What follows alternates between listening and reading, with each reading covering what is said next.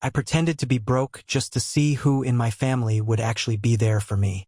After years of giving, I needed to know who cared when I had nothing to offer. Only one person passed the test, and it changed everything. Nobody checks on the rich uncle when he stops showing up. That's what I told myself when I didn't answer their calls. When I stopped sending birthday gifts. When I skipped Christmas for the first time in years and didn't offer an explanation. I wanted to see who would notice, who actually cared when I wasn't giving something. Spoiler alert, nobody did. I wasn't always this cynical, but after years of being the guy everyone leaned on, financially, emotionally, logistically, I started to wonder what would happen if I leaned back. I'm 35, single, and I've worked my butt off to get where I am. No kids, no spouse, just me and a company I built from the ground up. I'm not some tech billionaire, but I'm comfortable, comfortably well off. And I shared that comfort. My sister called me the family investor. I helped her start a bakery. My cousin needed a car, I co-signed. My parents? I've been quietly paying their mortgage since Dad's health declined. Nobody asked how I was doing. They just assumed I'd keep giving. So last year I decided to stop. I told everyone I was in a rough patch. Financially tight, job uncertainty, the works. I sold off some visible assets, downgraded my car to a beater, and let myself look tired and worn when I visited. I didn't want them to pity me. I wanted to know if the love remained when the money didn't. The results? Emma, my oldest sister, said, "Let us know when you're back on your feet," and then ghosted me. My mom cried, told me I should have saved better. My cousin asked if I could still help cover his insurance, just until things bounce back. I told them all no. Politely, firmly, quietly. One by one, they vanished. Except for one person. My nephew Jacob. 19, awkward, always a little out of step with the rest of them. He sent me a text a week after I told the family I'd lost everything. "Hey, Uncle Mike. Just checking in. Wanna grab a burger this week? My treat." That message wrecked me. I hadn't realized how badly I needed someone to say something kind. Not because I was useful, but just because I was me. Now I'm sitting here in my too big house, surrounded by all the silence money can buy, staring at my phone with that message still open, even though it's been months. And I'm wondering, do I tell him the truth? Or do I keep playing broke, just to see how deep this thing goes? I couldn't tell if I was more ashamed of lying, or of how good it felt. Jacob picked me up in his beat-up Corolla the following Friday. He cleaned it up, air freshener dangling, dashboard wiped. I caught him adjusting the passenger seat just before I got in. "You sure you want to waste your hard-earned student loan money on me?" I joked, trying to keep it light. He shrugged. "I've got a little left from my on-campus job. You always paid when I was a kid. It's time I cover you for once." That hit harder than I expected. We grabbed burgers at this greasy local joint I hadn't been to in years. No one there cared who I was or how I looked. Jacob ordered a milkshake and dunked his fries in it like he used to when he was 10. I teased him for it, and for the first time in months, I laughed without feeling like it cost me something. We talked about nothing at first: school, movies, some band he thought I'd hate. He was right. But then his tone shifted. "So, you okay?" he asked, his eyes steady on mine. "I mean, really okay?" I nodded slowly. "Managing." He stared at his food for a second, then said, "You know, I heard Mom talking. She said you probably made some bad investments, and that's why you didn't show for Christmas." I clenched my jaw. "Did she say anything else?" "Yeah." He looked almost embarrassed. "She said you were probably too proud to ask for help." I let that sit between us for a beat. Then I leaned back, folded my arms, and said, "Do you think I'm proud?" Jacob shook his head. "I think you're tired, and I think people expect too much of you. Always have." It wasn't the perfect thing to say, but it was close. Close enough that I felt something crack in my chest. But still, I didn't tell him. Not yet. The next week, I got a call from Emma. First one in 2 months. "You know, I've been thinking," she said. "If you really are having a tough time, we might be able to help you with groceries or gas. I mean, nothing huge, we've got our own issues too. But, you know, something small." It wasn't kindness. It was control wrapped in a handout. I'm good, I said flatly. She laughed. Suit yourself. But don't come crying to us when it gets worse. I hung up and didn't respond when she texted a prayer hands emoji right after. I looked at Jacob's number again. Still unread. That night, I paced my living room for a solid hour. The game had gone too far, and I knew it. But I couldn't bring myself to pull the plug. Not yet. The guilt was starting to claw at me, though. If I came clean now, would Jacob feel betrayed? Or proud? Because for the first time in a long time, someone in my family wasn't seeing me as a wallet. They were seeing me as a person. And the question I had to face was this: did I care more about the truth, or about finally feeling loved? You don't test people unless you're afraid of the answer. That line kept looping in my head like a bad refrain. I'd read it once in some half-baked self-help book years ago, but it felt heavier now. Maybe I hadn't planned this as a test in the beginning, but that's exactly what it had become. And I was deep in it. 2 months had passed since I told the family I was broke. Since then, no one but Jacob had checked in. My parents? Radio silence. My sister Emma's "we might help with groceries" offer never came up again. And my cousin Mark, who once called me his financial angel, posted a photo on Facebook of his brand new base boat with the caption, "Some people bless you with money, others bless you by finally disappearing." That one hurt. I wanted to believe he didn't mean me. But he absolutely did. Still, I kept the lie going. Let them believe I was scraping by.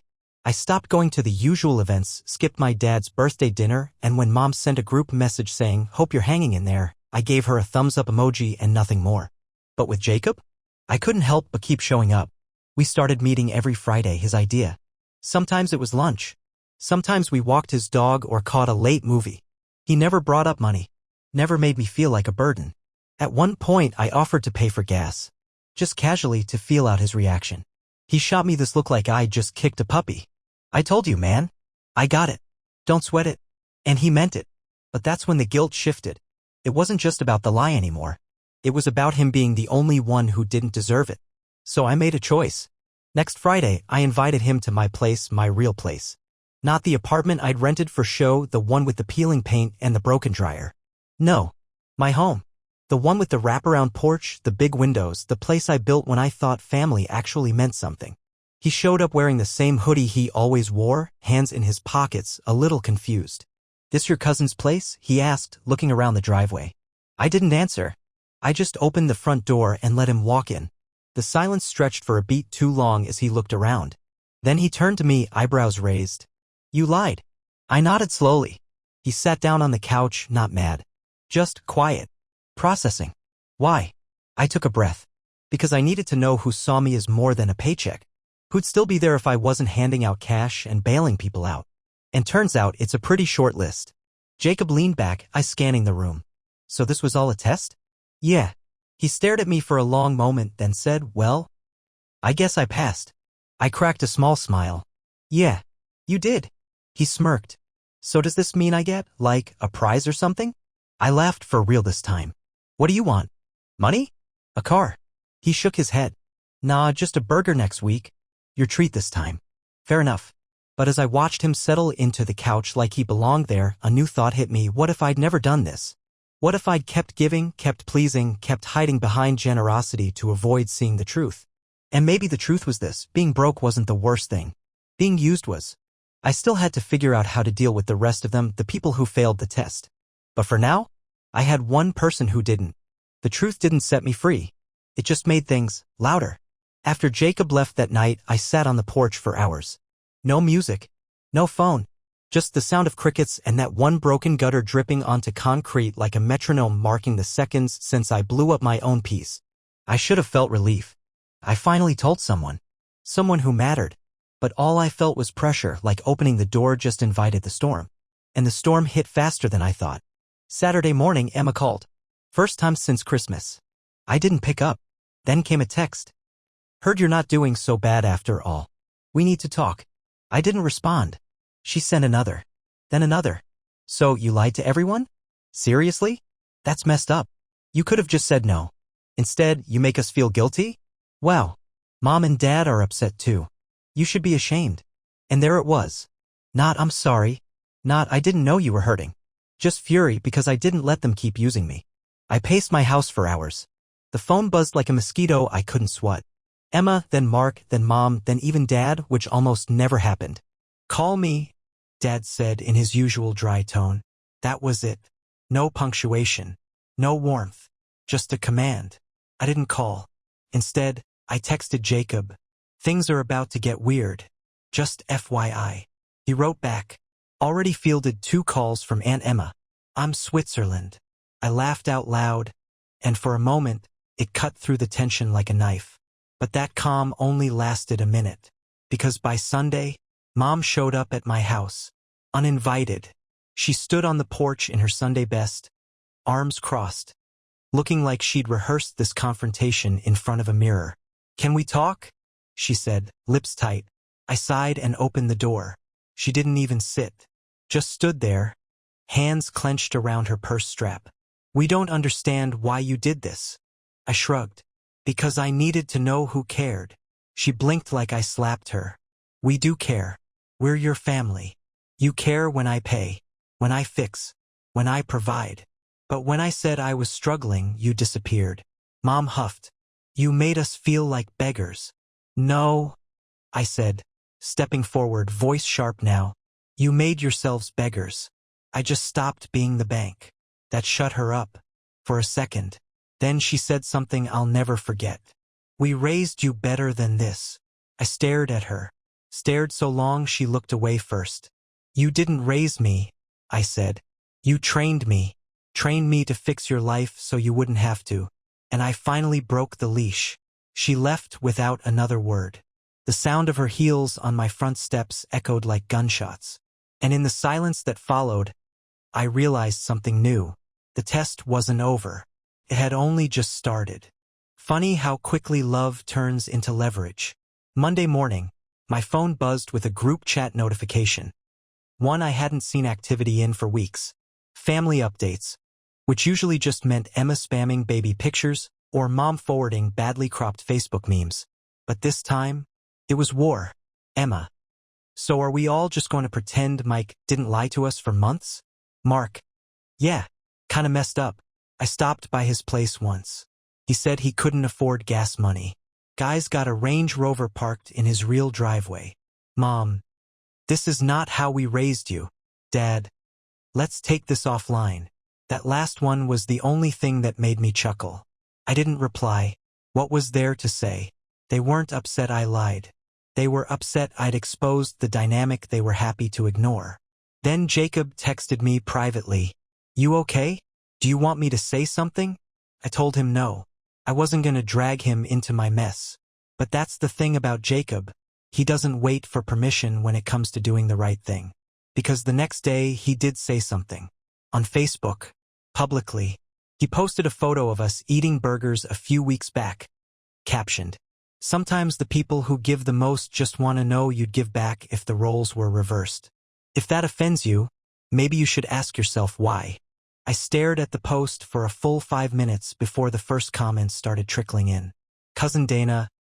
Wait, what's this about? Jacob. It's about gratitude, and how rare it is in this family. Emma. Wow. Passive-aggressive much. Jacob. Not as passive as kicking someone out emotionally when they stop funding your lifestyle. He went in. Calm, clear, devastating. And I just sat there, stunned. It wasn't just that he defended me. It was that he saw me, the way I've always seen them, as people I was obligated to rescue. Except Jacob didn't want saving. He wanted connection. The post blew up more than I expected. Extended family chimed in. A few took shots. A few sent me messages privately. Didn't know things were like that. Or, hope you're doing okay, man. Emma called me that night. I didn't answer. She left a voicemail. You've turned Jacob against us. Against me. Hope you're proud. You're tearing this family apart for a damn experiment. And there it was. Not an ounce of reflection. Just blame. Always blame. But something in her voice gave me pause. She wasn't angry anymore. She was afraid. Afraid that if the truth stayed out there, the version of her as the golden sister, the one who deserved help, would unravel. And for the first time in my life, I didn't feel afraid of that. I felt ready. They didn't miss me. They missed the benefits of me. That thought hit me hard as I watched the chaos unfold from a distance. Emma had gone full PR crisis mode. Suddenly, she was posting family throwbacks, writing captions like, "Through thick and thin, family sticks together." Like the last few weeks hadn't happened. Meanwhile, I kept quiet, let them scramble, until I got an unexpected knock at my door. It was Dad. He looked older than I remembered, shoulders slumped. Not his usual work boots and worn jeans. He dressed up for this. Polo shirt tucked in, like a man trying to look respectable for a judge. "Mind if I come in?" he asked. I stepped aside, unsure whether I was about to be scolded or guilt-tripped. He didn't sit, just stood there, looking around the room like he didn't quite recognize it or me. "Your mother's upset," he said eventually. "Is she?" I said flatly, arms crossed. "She says you've turned your back on the family." I laughed under my breath. "Funny. I thought that happened the moment I stopped paying their bills." He winced. Not dramatically, but enough to register. "I'm not here to fight," he said. I don't get why you had to lie." That stung, because I knew that question wasn't just about the lie.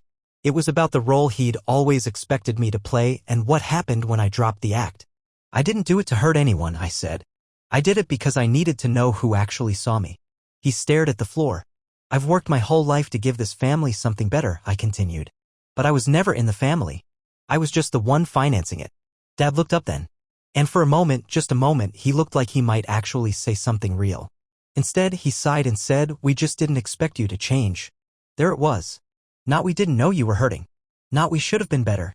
Just "you changed and we didn't like that." I nodded slowly. "That's the point. I changed. And I'm not going back." He left a few minutes later, a quiet goodbye and the weight of 1,000 unspoken things hanging in the air. And after he was gone, I sat in the silence again. But this time it didn't feel empty. It felt clean. Cleansed. Because now the cards were on the table. The lies were over. The mask was off. I was no longer the generous ATM brother, the fixer, the provider with no limits. I was just me. And if they didn't know what to do with that version, that was no longer my burden to carry. Once you stop playing your role, the whole play falls apart. It had been 3 weeks since the visit from Dad, and the silence that followed was different. Not cold. Not angry. Just hollow. Like they were all waiting for me to come crawling back and reset the status quo.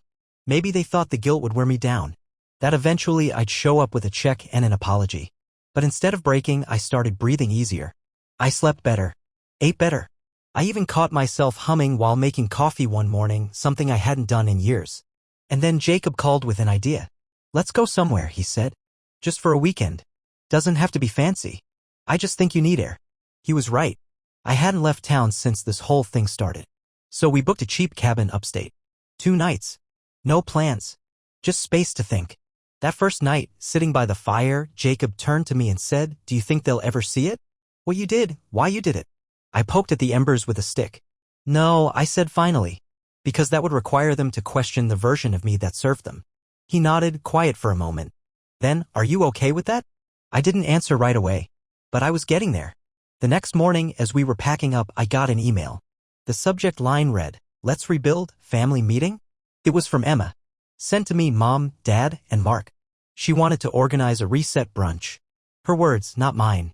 Claimed it was time to clear the air and start fresh. Jacob read over my shoulder and let out a low whistle. "She serious?" "Very," I said, deleting it without replying. I didn't need brunch. I needed boundaries. Later that day, Jacob and I stopped at a scenic overlook. Just us and miles of trees and silence. He asked one last question. "Would you do it again?"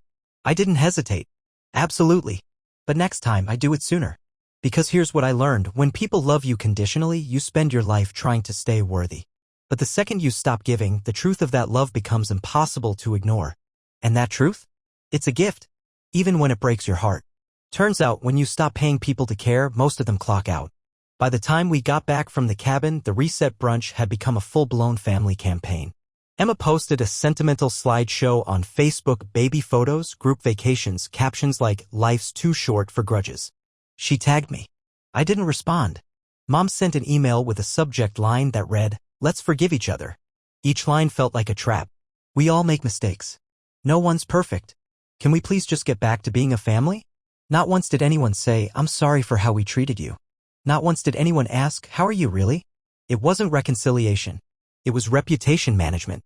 The final straw came 2 days later when I got a card in the mail. Handwritten, floral print. It was from my parents. Inside, a check for $200 and a note. This isn't much, but we hope it helps. Love, Mom and Dad? I sat down at my kitchen table and stared at it like it was written in another language. $200. After years of covering their bills, their leaks, their debts. It wasn't the money that hurt. It was the message. Here's a token. Now get back in line. I folded the check in half, tucked it in an envelope, and mailed it back the next morning with a sticky note that said simply, "Keep it. I'm finally free." Jacob came over that night with takeout and 2 beers. He didn't say much at first, just slid a burger across the table and waited until I was halfway through eating before he spoke. "You think they'll stop?" "No," I said, "but I'm done playing defense." He nodded. "So what now?" I took a breath. I rebuild. Without them. There was silence for a while, but it wasn't heavy. It was calm, settled. Later that night, I drafted a message. It wasn't angry. It wasn't dramatic. Just honest. I sent it to the family group chat. "Hey everyone. I've had some time to reflect, and I want to make something clear. I didn't fake being broke to punish you. I did it because I needed to understand where I stood when I wasn't useful. What I found hurt me, but it also freed me. Going forward, I'm choosing peace. That means distance. That means boundaries. Don't reach out to fix this because it's not broken. It's just honest now. Take care. Mike." And then, I left the group. The world didn't end. The sky didn't fall. Just silence. Real, clean, unburdened silence. And it felt like the first step toward something better. Freedom is quiet at first. Then it feels like breathing again. 3 months have passed since I sent that message. I haven't heard a word from Emma. Not a text. Not a call. Not even a passive-aggressive like on one of Jacob's posts. It's like I was written out of the script. And weirdly, that's fine with me. Mom sent one last email, titled, "Still Your Mother." I didn't open it. I didn't need to. I already know what it says. That she loves me. That she's hurt. That she wishes things could go back to how they were. But she doesn't wish for understanding, just obedience. I let that message rot in my inbox. Meanwhile, Jacob's been coming over every week. Sometimes we cook. Sometimes we don't even talk. Just exist in the same room, watching old movies or reading or complaining about the cost of gas. That kind of quiet comfort I never realized I'd been buying from the wrong people. And then something unexpected happened last week. Jacob handed me a small envelope. "I got a scholarship," he said. "Full ride. Transfer to a better program." I blinked at him, stunned. "You didn't tell me you applied." He smiled. Didn't want to jinx it. I opened the envelope and saw the letter. I read every line, and halfway through I felt it, the sting behind my eyes. Not because I was sad, but because this moment of watching him rise, it was better than any gift I'd ever bought for people who never looked back. "You're proud?" he asked. I nodded. Couldn't speak. Then I said, "I'd like to help you set up a real start. Apartment, maybe some furniture. No strings." He hesitated. "I don't want a handout." I shook my head. "It's not. It's gratitude. You reminded me who I actually am. Not a wallet. Not a fixer. Just someone who wants to show up when it matters." He smiled. "Then yeah, I'll take that." And that was it. No debt. No guilt. Just 2 people choosing each other in a world where too many people only come around for the perks. Update. Last week, Jacob moved into his new place. I helped him carry boxes, build furniture, hook up his Wi-Fi. At one point he said, "You know, I never told you this, but I always thought you were kind of a superhero." I laughed. "You need higher standards, man." "No, seriously," he said. "Not because you gave people stuff, but because even after they drained you, you still tried to believe in them." I didn't know what to say, but I knew he was wrong about one thing. I wasn't a superhero. I was just a guy who finally got tired of pretending. And that might have been the most honest version of me I'd ever met.